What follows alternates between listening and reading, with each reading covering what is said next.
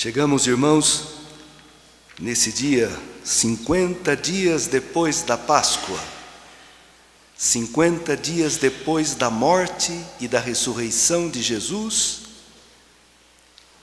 Ele enviou da parte do Pai o Espírito Santo, o seu Espírito, derramou sobre os apóstolos. Esse Espírito é fruto da morte, da ressurreição de Jesus. Ontem, na vigília, o Evangelho dizia: não havia ainda Espírito, porque Cristo ainda não tinha sido glorificado. A glorificação de Cristo é a sua entrada na cruz e a sua ressurreição. Pois bem, Cristo foi glorificado. Cristo entrou na morte.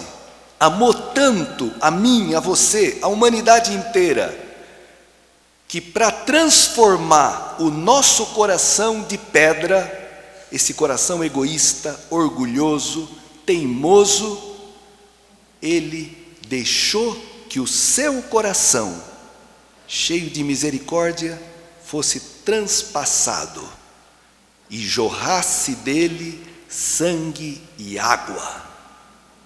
O sangue que nos purifica, a água do batismo que nos lava, que nos transforma.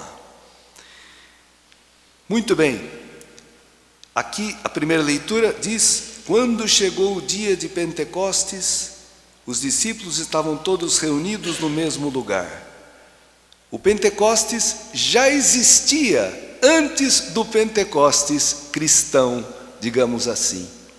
Era uma festa judaica e tinha o nome de Pentecostes, que quer dizer 50 dias, porque 50 dias depois que os judeus foram libertados da escravidão do Egito, 50 dias depois, no deserto, no Monte Sinai, Deus deu para eles a lei, a Torá. O dedo de Deus escreveu numas tábuas de pedra a lei. A lei é boa, a lei é santa. Os mandamentos mostram o caminho da vida, porque Deus é vivo e ama e nos quer felizes e vivos. Só que essa lei era externa a nós. Dentro de nós tinha outra lei, a lei do pecado e da morte, que não me deixava obedecer a Deus. É impressionante, irmãos, como essa lei funciona. Essa semana eu li na Veja que em Portugal já é decreto-lei, já está aprovada a eutanásia, a boa morte. A partir dos 18 anos, uma pessoa pode decidir: eu quero morrer, eu não quero sofrer essa doença, então eu tenho o direito de que o governo me assista e me mate. Isso está chegando aqui. Deus falou: não matarás, mas o homem diz: não, eu sou Deus. Então se aprova o aborto, o assassino de crianças no ventre materno, se aprova a eutanásia e tudo que é contrário à vontade de Deus. Por isso, irmãos, que é importante entendermos a importância do Pentecostes, do Espírito Santo, porque 50 dias depois, no dia em que os judeus comemoravam o dom da lei no Monte Sinai, o Espírito Santo escreveu, não em tábuas de pedra, no coração daqueles homens, uma nova lei, a lei do amor. Quem ama não mata, quem ama não rouba, quem ama não mente, quem ama é fiel. O amor é a plenitude da lei, mas esse amor não vem de nós, não fomos nós que amamos a Deus, mas Deus que nos amou primeiro. E o Espírito Santo é a festa do dom de Deus, desse amor que foi derramado nos nossos corações.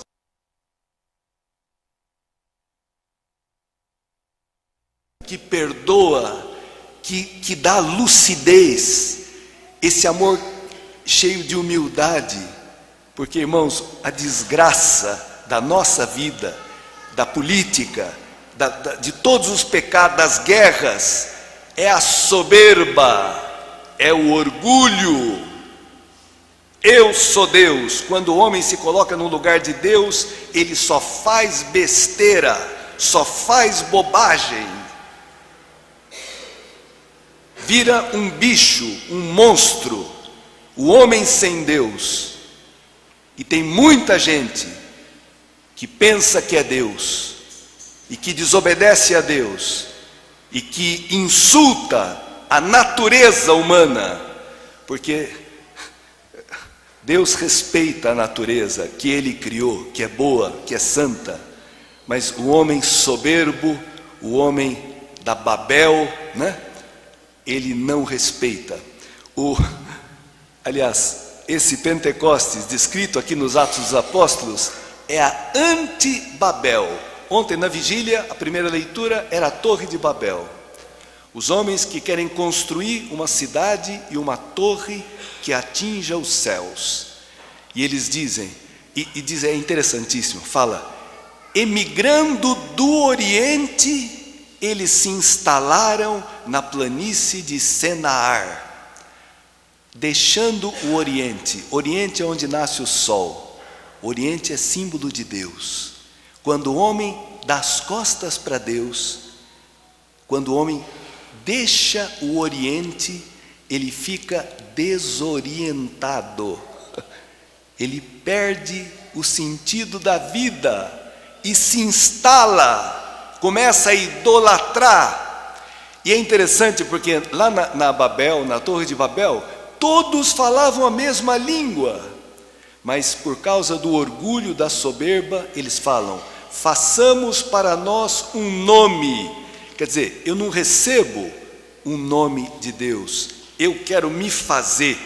É a autossuficiência, é o orgulho, é a soberba. O que acontece? Qual é o fruto da soberba? A confusão. Ninguém se entende e há a dispersão. Eles se desperdem, se separam. E há a dispersão. Aqui na Torre de Babel, os homens falam línguas diferentes, são vindos de todos os povos. E o que acontece quando recebem o Espírito Santo? Todo mundo compreende na sua língua materna. Há comunhão, há reunião, há compreensão. Por isso que a nossa igreja é católica. Católica significa universal. O mesmo Espírito, a mesma fé, o mesmo batismo, o mesmo Senhor, que atua aqui, atua no Japão, atua na Rússia, atua na Itália, atua na África. Uma só fé, um só batismo, um só Espírito. É o Espírito que cria comunhão. E aqui São Lucas coloca, como no Sinai teve também fogo, trovões e relâmpagos, né, que o povo teve até medo, aqui aparece um vento que entra pelas portas. É um dos símbolos do Espírito, é o vento. Você sabe que Espírito em hebraico é a palavra ruá. Para você falar ruá, você tem que expelir um sopro, você tem que expirar, né? Em grego é pneuma, por isso pneumático, né? O pneu, o que é? É uma borracha cheia de ar, né? Então, Espírito quer dizer sopro, vento. Jesus sopra sobre os apóstolos o seu Espírito, a vida que ele tem. A nossa vida, a Escritura fala que a vida do homem é um sopro. E vocês já pensaram como é verdade isso? Nós só estamos andando, vocês só vieram à missa, eu só vim para cá porque eu estou respirando, porque tem dentro de mim um sopro que me faz vivo. Pois bem, esse é um sopro natural de vida física, né? E psíquica. Mas esse sopro que Jesus sopra sobre os apóstolos é o seu Espírito Divino. Irmãos, no Pentecostes, o Espírito Santo nos introduz no abraço do Pai pelo Filho. No hino, no Veni Creator, um hino lindíssimo, em que se invoca o Espírito Santo, tem uma hora que diz, luz de eterna sabedoria, Espírito Santo, desvela-nos o grande mistério de Deus Pai e do Filho unidos num só amor. Eu e o Pai somos um. Então, o Espírito Santo nos introduz nesse amor do Pai pelo Filho, do Filho pelo Pai. Se você tem o Espírito Santo, você escuta o Pai te dizer: tu és meu filho, eu hoje te gerei. Tu és minha filha, eu hoje te gerei. Em você eu me comprazo. E se você tem o Espírito Santo, você pode falar ao Pai, chamar a Deus de Abá, papai, paizinho, como uma criança pequena, com toda a confiança e familiaridade, chama o seu pai. Essa palavra é a identidade de um cristão. Deus não é uma força assim, Deus é Pai. E você tem o espírito de filho. São Paulo vai dizer, nós não recebemos um espírito de medo, de servos, de escravos, para recairmos no medo, no temor, mas um espírito de filhos adotivos, pelo qual clamamos Abá, papai, paizinho. Já pensou? Você, eu, filho de Deus. Diz que São Francisco de Assis uma vez combinou com o Frei Leão, tinham que fazer uma viagem longa a pé, vamos meditar o Pai Nosso. E depois de 2 horas de caminhada, Francisco perguntou, então Frei Leão, como é que foi a sua meditação? Olha, vi o Pai Nosso inteiro várias vezes e meditei muita coisa. E você, Francisco? Ele falou, quando eu disse Pai, eu não conseguia dizer outra coisa, porque eu me imaginava, um pobretão, que não sou ninguém, um pecador, poder chamar Deus de Pai, meu Pai, Pai Nosso. Diz que Francisco passou a viagem inteira maravilhado de poder chamar Deus de Pai. Eu não sei, irmão, se a gente não acostumou. Aliás, muita gente fala, todo mundo é filho de Deus. Espera lá, quem falou que todo mundo é filho de Deus? Não se nasce filho de Deus, torna-se filho de Deus. Quem pela fé acredita em Jesus, se torna filho de Deus. Pelo batismo, pela Eucaristia, você alimenta a vida de filho de Deus. Os que são conduzidos pelo Espírito de Deus, são filhos de Deus. Se um cara vive na violência, vive no orgulho, é um soberbo, que passa a vida julgando todo mundo, criticando todo mundo, esse espírito não é o Espírito de Deus. Se alguém mata, temos visto violência contra as crianças, abuso de menores, que é um pecado mais clamoroso, mais escandaloso do que esse. Burinar uma criança, destruir. Não, irmãos, isso não é um filho de Deus. Essa obra é de outro pai. Essa obra é do demônio. Não é do Deus que é amor. Por isso, cuidado com esse negócio de falar que todo mundo é filho de Deus. É filho de Deus quem tem o Espírito de Deus, quem tem a natureza de Deus.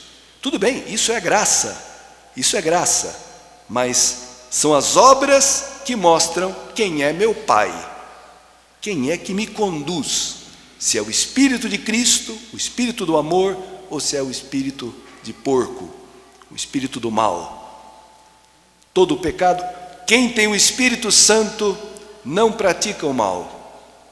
Aliás, eu andei lendo umas coisas lindas, São Cura d'Ars, São João Maria Vianney, ele tem um catecismo, é um livrinho pequeno, mas é um tesouro, e tem uma catequese sobre o Espírito Santo, e ele fala que o Espírito Santo faz, quem tem o Espírito Santo, tem como uma lente de aumento, você enxerga as pequenas falhas como grandes, porque tem gente que não tem o Espírito de Deus, e comete as faltas mais graves, e não está nem aí, e ainda comunga, vem na missa e comunga, tranquilo, não está nem aí, não enxerga a gravidade do pecado.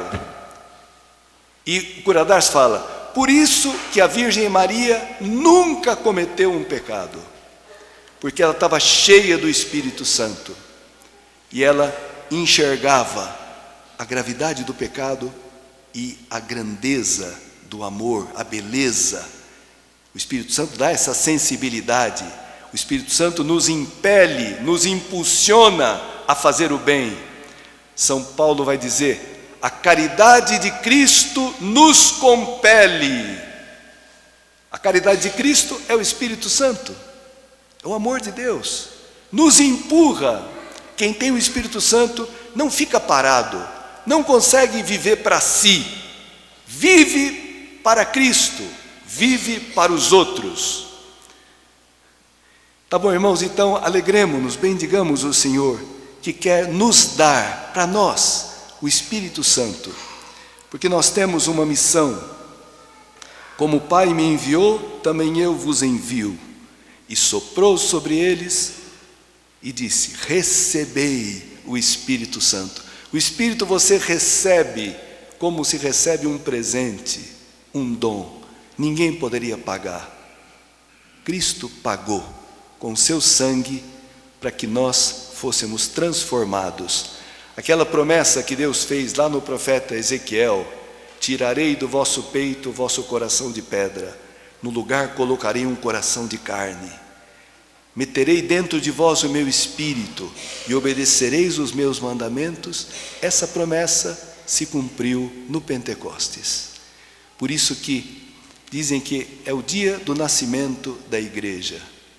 Aqueles apóstolos reunidos com Maria no cenáculo, numa noite de vigília, os judeus também, comemorando o dom da lei, passavam a noite inteira perscrutando as Escrituras, lendo a palavra de Deus. O amor que eles têm pela Escritura é algo impressionante. Oxalá nós também tivéssemos o mesmo amor pela palavra de Deus que os judeus ortodoxos têm.